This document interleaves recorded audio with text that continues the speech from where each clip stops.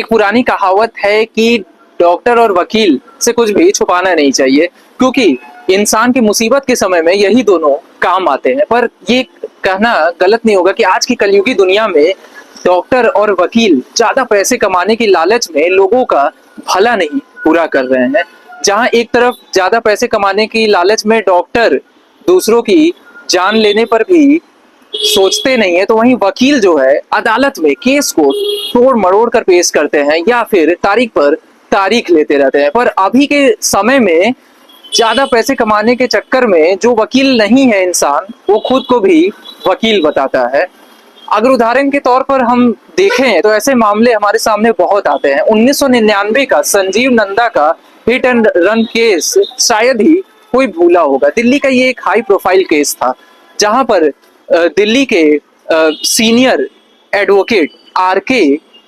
आनंद ने ये केस लड़ा था, जहां पर उसने अपने क्लाइंट को इंसाफ दिलाने के लिए हर हथकंडे अपनाए थे, साम दाम दंड भेद हर कुछ खेला था, फिर भी वो हार गए। दिल्ली के Sanjeev Nanda hit and run मामले में आर.के. आनंद जो वकील थे, वो खुद को दिल्ली हाई कोर्ट का वरिष्ठ वकील सीनियर एडवोकेट बताते थे, पर सच्चाई कुछ और ही थी। वो कहा जाता है ना कि सच छुप जरूर जाता है पर खत्म नहीं होता।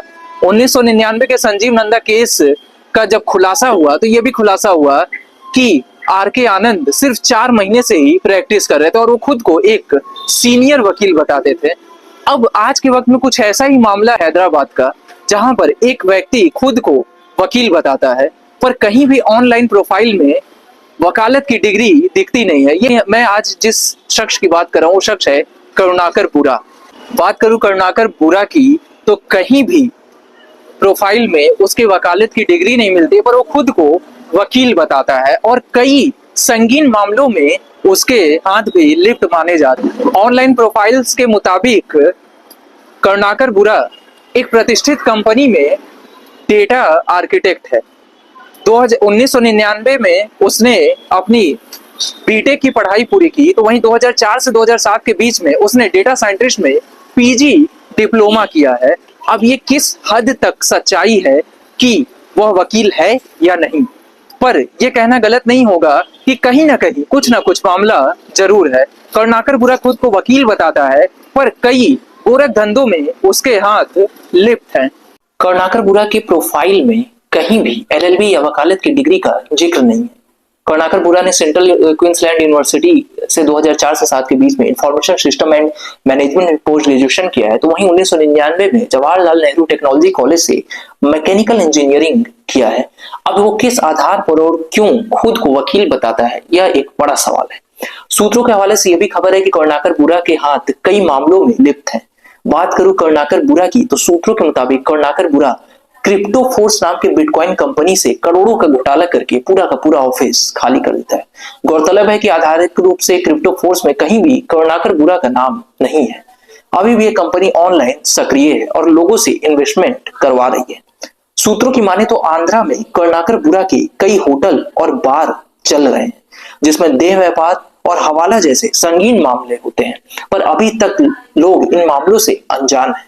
अब एक बड़ा सवाल खड़ा होता है कि करुणाकर बुरा पर ये जितने भी आरोप लगे हैं वो किस हद तक सही है, पर अगर ये सही है तो आखिर कब तक ऐसे लोग समाज में खुलेआम घूमते रहेंगे। पूरे मुद्दे पर हमारे साथ जुड़ेंगे वाराणसी डिस्ट्रिक्ट कोर्ट के वरिष्ठ वकील।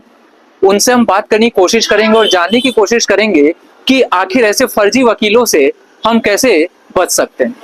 हैदराबाद के करुणाकर बुरा का जो भी मामला है वो काफी संगीन है और इसी सारे मुद्दे पर बात करने के लिए अभी हम जुड़े हैं कुछ वकीलों से। हम बात करेंगे, जानने की कोशिश करेंगे कि आखिर ऐसे मामलों से कैसे बचा जाए और क्या कानूनी कार्रवाई हो सकती है इन पर। बहुत स्वागत है सर आपका। सबसे पहले आप अपना परिचय दीजिए। सर, मैं अपना परिचय देना चाहूंगा। मैं शशि वर्मा एडवोकेट, युवा एवं वरिष्ठ अधिवक्ता संघ का अध्यक्ष, और आपकी बनारस कचहरी में हम लोग प्रैक्टिशनर हैं। पिछले 12 साल 14 साल से मैं यहाँ प्रैक्टिस कर रहा हूँ। करुणाकर बुरा का जो भी मामला है कि खुद को वो वकील बताकर कई संगीन अपराधों में उसका हाथ देखा जा रहा है, तो इस पर क्या कहना चाहेंगे? तो इस पर मैं ये कहना चाहूंगा, ऐसी घटनाएं बहुत सी आ रही हैं और इस तरह की बहुत सी सूचनाएं हम लोग तब भी आ रही है। हम तो ये कहेंगे कि आप हम सबको जागरूक होना पड़ेगा इन सब चीजों के लिए भी। कहीं ना कहीं गलतियां हम लोग की भी है कि हम लोग भी बहुत जल्दी लोगों को फेस कर लेते हैं, लेकिन फेस करने से पहले हम भी इस चीज की जानकारी रखते हैं कि कौन व्यक्ति सही है या नहीं सही है। लेकिन फिर भी अगर ऐसी कोई संभावना आती है, ऐसा कोई हम लोग पर न्यूज आता है, तो उसके लिए आपके पास है सिस्टम है, लीगल है, कानून है, सारी व्यवस्था है। आप उसके लिए अब जैसे मान लीजिए कोई एक ऐसा जैसे आप बता रहे हैं कि घटना ये आई है, इसके अगेंस्ट आप कैसे कर सकते हैं? हो सकता है उनका हर जगह नाम दिख रहा हो या नहीं दिख रहा हो, तो इसके लिए आप आरटीआई लगा सकते हैं। आरटीआई लगाने के साथ साथ जो अधिवक्ता अधिनियम है उसके अंतर्गत आप कंप्लेन कर सकते हैं, जिस भी स्टेट का हो उस स्टेट के बार काउंसिल में आप कंप्लेन कर सकते हैं। और नहीं तो आप बीसीआई में भी कंप्लेन कर सकते हैं, BCI in sense bar council of India, जो कि ऑल ओवर इंडिया के उसको मैनेज करता है। ठीक है, आप वहां पे कंप्लेन कर सकते हैं, उसका रिस्पॉन्स आएगा, उनका रिस्पॉन्स आएगा। रिस्पॉन्स अगर नहीं आता तो आप रिस्टोरेशन डाल सकते हैं, रिवीजन कर सकते हैं, फिर अप्लाई कर सकते हैं, निश्चित आपको न्याय मिलेगा। अच्छा, ये भी कहा जा रहा है कि उसके कई होटल हैं जिसमें स्कॉट और हवाला का भी धंधा होता है, तो इस पर क्या कानूनी कार्रवाई हो सकती है अगर ऐसे मामले आते हैं? देखिए, अगर ऐसे कुछ मालूम मामले आते हैं तो सिंपल सी बात है, आप लीगल प्रोसेस में ही आएंगे। आप कानून अपने हाथ में नहीं ले सकते। कानून इसीलिए बना है कि आपके साथ कोई भी गलत हो रहा है तो आप उसके अगेंस्ट आप एक्शन लें। तो सबसे पहले अगर जहां का ये घटना है, जहां पे ये वारदात हो रही है, आप उसके नियरेस्ट थाने को आप कंप्लेन करें, एसपी को कंप्लेन करें, सीपी को कंप्लेन करें। अगर वो भी बात नहीं सुनते तब आप न्यायालय पर आते हैं, न्यायालय में अपने आप को जो है उनके अगेंस्ट केस करें, फाइल करें, निश्चित आपको न्याय मिलेगा। क्या कानूनी धाराएं जो है हो सकती है? देखिए, कानूनी धाराएं तो डिपेंड करता है कि किस तरह का उनका विक्टिम है, किस तरह का उन्होंने घटना को कारित किया है। धाराएं तो बहुत से हैं, तो धाराओं के लिए आप एक अच्छे वकील से संपर्क करें, अच्छे एडवोकेट से संपर्क करें, एक्सपीरियंस एडवोकेट से खुद ही आपको बताएंगे तमाम धारा। 420 है जो कि अब वो 318 हो गया है। बीएनएस की धाराएं कई सी चेंज हो गई हैं, जो आईपीसी बहुत सी बीएनएस में आ गई है।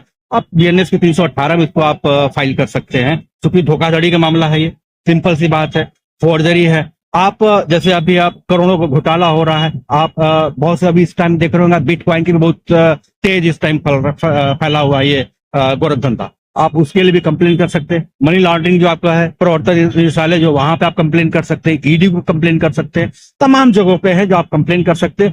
जितना आप कंप्लेन करें उसकी हर एक कॉपी अपने एसपी को, डीएम को, सीएम को, पीएम को, पीएम कार्यालय को प्रेषित करें। उसके बाद आप कानून के सहारा लें, स्टेप बाय स्टेप जाएंगे भी बेहतर रहेगा। Thank you. एक चीज और मैं यहाँ पे बोलना चाहूंगा, क्योंकि आप ले रहे हैं तो हम अपनी बात को रखना चाहेंगे, आपके माध्यम से सरकार तक पहुंचाना चाहेंगे कि हम लोग के बीच में अभी हमारे यूपी गवर्नमेंट जो है एक पूरा एक तरह से खाका तैयार कर लिया है। उन्होंने निबंधन मित्र को नियुक्त कर रही है, ग्रेजुएट बंदों को।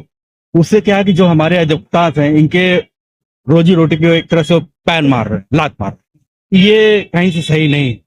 जो ग्रेजुएट बंदा आ रहा है उसको आप बोल रहे हो कि ऐसे निबंधन मित्र रखेंगे आप, और वो पूरे रजिस्ट्री फस्ट्री मुआयना का सारा काम वो देखेगा, लेकिन कितना सही तरीके से देखेगा, फिर और दिक्कतें आएंगी, और भी समस्या आएंगी, फिर न्यायालय का काम और बढ़ता जाएगा। ऑलरेडी बहुत से काम ऐसे जो पेंडिंग पड़ जा रहे हैं समय का भाव से, तो उस कंडीशन में फिर दिक्कत होगी और हम लोग की बहुत बड़ी नुकसान। इसका हम विरोध करते हैं। इसके चक्कर में हम लोग अभी 2 दिन पहले हम लोग ने ज्ञापन भी दिया है एसीपी के माध्यम से मुख्यमंत्री तक। लेकिन हम आपके माध्यम से, आपके चैनल के माध्यम से भी बताना चाहेंगे, अपना विरोध व्यक्त करते हैं, अपनी नाराजगी व्यक्त करते हैं। इसको तत्काल सरकार वापस ले और हम अधिवक्ताओं के साथ सौताला व्यवहार जो कर रहे हैं उसको दूर करें, उसको खत्म करें। बस ये कहना चाहेंगे कि जो भी इस तरह की घटनाएं हो रही हैं हमारे देश में, राज्य में, समाज में, तमाम तरह के, उसके लिए तमाम कानून बने हुए हैं, तमाम सेक्शंस बने हुए हैं, धाराएं बनी हुई हैं। उन धाराओं का प्रयोग करें और सिस्टम से आएंगे, निश्चित न्याय मिलेगा, सबको मिलेगा। न्याय पे भरोसा रखें, हम सब भरोसा रखें। और आपने जैसे जिक्र किया क्रिप्टो का, जाहिर सी बात, क्रिप्टो बहुत तेज इस टाइम बूम कर रहा है लोगों के मन में। लोग सोचते हैं कि एक दिन में ही करोड़पति बन जाए, ऐसा नहीं होता है। एक दिन में अगर करोड़पति बनता है, जिसका मतलब कहीं न कहीं वो फ्रॉड हो रहा है उसके साथ, कहीं न कहीं वो गलत मैसेज जा रहा है उसके अगेंस्ट, तो उसको आपको भी सोचना पड़ेगा। वो अगर हमको ऑफर देता है कि हम एक दिन में एक महीने में आपको इतना अच्छा लाभ दे देंगे, धन का लाभ दे देंगे, ये पॉसिबल नहीं है। ये भी आप समझिए कि इतना वो लालच कहाँ से दे रहा है, क्यों दे रहा है। आखिर गवर्नमेंट क्यों सारी चीजों को बनाई है? इसीलिए बनाई है आप इस तरह के जंजाल में न फंस सकें। आप अपने जो गाड़ी कमाई है, मेहनत की पैसे हैं, धन है, उसको आप सुरक्षित रखें, उस सेफ रखें। तो इसके लिए आप जो भी तमाम हमारे एक्शंस हैं, जैसे ये आपका क्राइम, साइबर क्राइम में जा सकता है, आईटी एक्ट में जाएगा, आप उसका सहारा लें, उनके कानून का सहारा लें, आपको निश्चित न्याय मिलेगा। कोशिश करें इस सब दलदलों में ना फंसे, अवेयर रहें, जागरूक रहें, लोगों को जागरूक करें। और जब इसके पहले हमने आपको बताया था जो निबंधन मित्र बताया था, इस पर एक बस बात कहना चाहूंगा, उसके बाद मैं कंक्लूज कर दूंगा, आपका भी इजाजत मैं नहीं लूंगा। मैं बस इतना कहना चाहूंगा सरकार से, आप सबके माध्यम से, कि जो बंदा ग्रेजुएट करके आ रहा है वो क्या मुआयना करेगा, क्या बताएगा? इसका मतलब फिर हम लोग बेकार है। जो LLB करके आ रहा है, 10 साल का अनुभव रख रहा है, 20 साल का अनुभव रख रहा है, LLM करके बैठा है, वो क्या करेगा? इसी मतलब उसकी शिक्षा से क्या वो सर्वोपरि है क्या? एक ग्रेजुएट के बंदे को आप निबंधन मित्र बना रहे हो, ठीक है, वो भी अच्छा आप कार्य क्यों रहे हो? आप वोट की राजनीति कर रहे हो। आप ये शो करोगे हम इतने लोगों को एक तरह से रोजगार दीजिए, लेकिन रोजगार नहीं दिया सर, आप उसको भी संविदा पे रख रहे हो एक तरह से। कितने दिन आप उसको रखोगे रोजगार पे? आप बल्कि अधिवक्ताओं के पेट में लात मार रहे हो, और ऐसे ही लोग फिर गड़बड़ होगी स्थिति, और ये जो बेचारे मुआयना कराएंगे, रजिस्ट्री कराएंगे, कहीं न कहीं फंसेंगे, फिर वो अंततः फिर उनको अधिवक्ता के पास ही आना पड़ेगा, उनका समय भी जाएगा, पैसा भी जाएगा, बहुत चीजें नुकसान होंगी। तो इन सब चीजों को सरकार को भी ध्यान देना चाहिए। इस पर विचार करें, इसको तत्काल वो वापस ले, हम यही कहेंगे, और ज्यादा कुछ नहीं कहेंगे। बस हमारा ये विरोध है, सरकार तक हमारी बात पहुंचे, हम आपसे पूरा इसमें सहयोग चाहते। अपना परिचय दीजिए। नमस्कार, मेरा नाम रमेश कुमार कनौजिया है, अधिवक्ता, युवा और वरिष्ठ अधिवक्ता संघ का मैं युवा अध्यक्ष हूँ। और जैसे कि आपने जिस घटना के बारे में हम लोग को बताया, तो ये ऐसी घटनाएं हम लोग के संज्ञान में बहुत सारी आई हैं, या हमारे संस्था के संज्ञान में भी आई है, जिसको देखते हुए उत्तर प्रदेश बार काउंसिल ने एक अभियान चलाया, जिसमें कि हर जिले की जो भी कोर्ट हैं, जो भी कचहरी हैं, उनमें कई वकीलों की टीम संगठित की गई है, कि जिसमें जो कई फर्जी वकील, जैसे आपने काम बताया कि ये घटना हो रही है हैदराबाद में, ऐसे कई वकीलों की जांच की जा रही है। अगर कोई वकील ऐसा पाया जाता है तो उसके खिलाफ कार्रवाई की जाएगी, दंडात्मक कार्रवाई की जाएगी, उसके खिलाफ 420, 467, 468 के मुकदमे दर्ज किए जाएंगे। और वर्तमान समय में ऐसा देखा जा रहा है कि ऐसे कई लोग हैं जो अधिवक्ताओं का चूल्हा पहन के या अधिवक्ताओं का नाम खराब, उनकी छवि को भी खराब कर रहे हैं और अपना उल्लू सीधा कर रहे हैं। जैसे ऐसे कई लोग हैं जो मनी लॉन्ड्रिंग हो गया, कचहरी के काम हो गए, बाबू को मैनेज करके, या कचहरी में अधिकारियों या पुलिस प्रशासन के लोगों को साथ मैनेज करके कई गलत गतिविधियों को, कई गलत कार्यों को अंजाम दे रहे हैं। तो इस पे यूपी बार काउंसिल का पूरा अभियान चल रहा है, और हम अधिवक्ताओं ने भी अभियान चलाया हुआ है कि ऐसे लोगों की जांच की जाए और उनके खिलाफ सख्त कार्रवाई की जाए, ताकि भविष्य में ऐसी कोई दिक्कत ना आने पाए, अधिवक्ताओं का या अधिवक्ता संघ का नाम न खराब हो। अच्छा, आजकल जो क्रिप्टो बिटकॉइन कंपनी में करोड़ों का घोटाला हो रहा है बिटकॉइन की तरफ से, इसमें भी ऐसा मामला है, तो इसमें क्या कानूनी कार्रवाई हो सकती है? सर देखिए, ये एक IT टैग की मुकदमा आता है, क्योंकि बिटकॉइन हो गया, क्रिप्टो करेंसी हो गई, ये जो करेंसियां हैं ये डिजिटल करेंसी है, न कि काम से, ये डिजिटल करेंसी है, जिसको हम एक IT एक्ट मुकदमे में, जिसको IT एक्ट में कई धाराएं हैं, और जैसा कि अब BNS SNS हो गई है, तो इसमें कई धाराओं में परिवर्तन भी हुआ है, इनके उत्तर में परिवर्तन हुआ है। तो डिपेंड करता है कि इससे जुर्म किस हिसाब से या इसका यूज कहाँ हो रहा है। अगर आप ये सही तरीके लेन देन कर रहे हैं, गवर्नमेंट को टैक्स की आपूर्ति कर रहे हैं, तो सारी चीजें उचित है, अन्यथा तो ये भी एक तरीके से देखा जाए तो गैर कानूनी है। परंतु वर्तमान समय में भारत सरकार ने इसको काम से लीगल अथॉरिटी दी है, लीगल इसको अंजाम दिया है, तो वर्तमान में तो इसको लीगल इसके आदान प्रदान हो रहे हैं, परंतु ये कि इसकी सही यूज और सही तरीका कहाँ हो रहा है।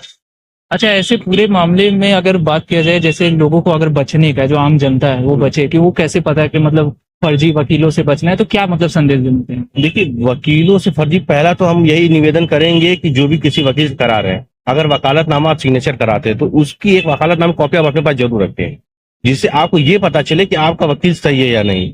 दूसरी कि अगर आप कचहरी में जाके मिल रहे हैं तो वकील की चौकी की पुष्टि करें कि वो उसी की पर्याप्त चौकी है, बाकी आसपास के लोगों से पता करें, तो अपने आप को आप सुरक्षित तभी रखेंगे, आप थोड़े से जागरूक होंगे। अन्यथा तक काले कोट पहनेंगे तो कोई भी घूम सकता है, और लोग ऐसा है घूम रहे हैं जिसकी वजह से ये अभियान चलाया जा रहा है।